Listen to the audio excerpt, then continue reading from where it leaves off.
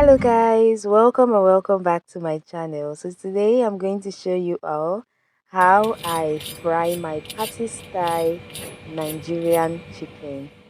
First thing to do to have a very swift cooking process is definitely prepping, and that is why I'm starting off by prepping the fresh produce. I love to use lots of onion and then garlic and ginger.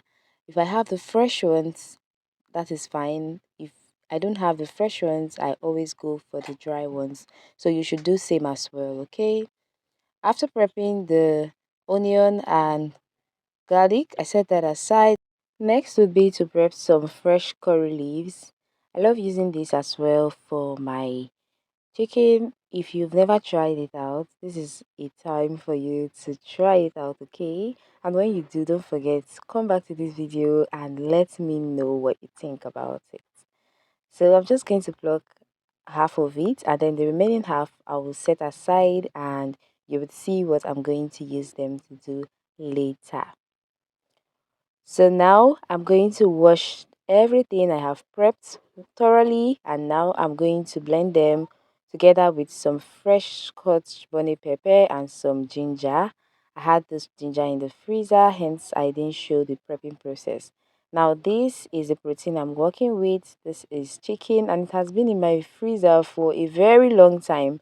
Hence I love to do this before I steam my chicken. In a pot, boil some water.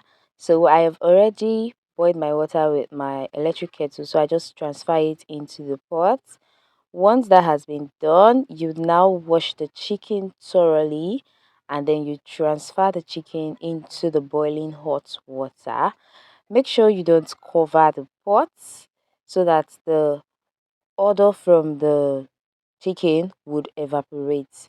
Then while that is open, you would notice that with time you will start seeing some foam on top of the water. Just use your spoon to scoop it out gently. Once you scoop them off, you allow it again. You would see they would come up again. You just scoop them out. You should do this like 3 times. Once you're done with that, you now rinse the chicken properly, and then you transfer it back to the pot. And now I've blended those things I showed earlier. I transferred them into the pot as well.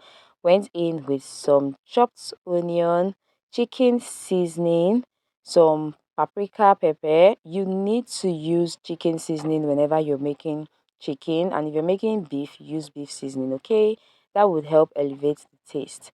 Added some curry powder, thyme, salt, and then I added my bay leaf. I counted them so that when I'm taking them out, I would know how many I added in. Okay, add in water.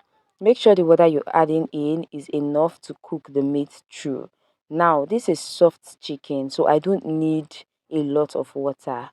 You don't need to add too much at a time, okay? So when need be, you can top up.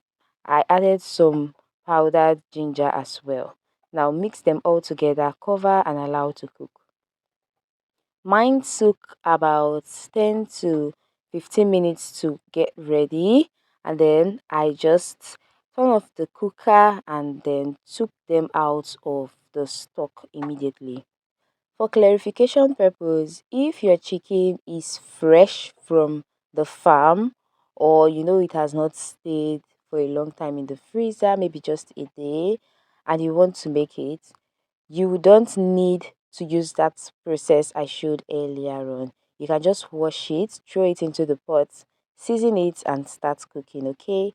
There won't be no need for you to take out some foam out of it.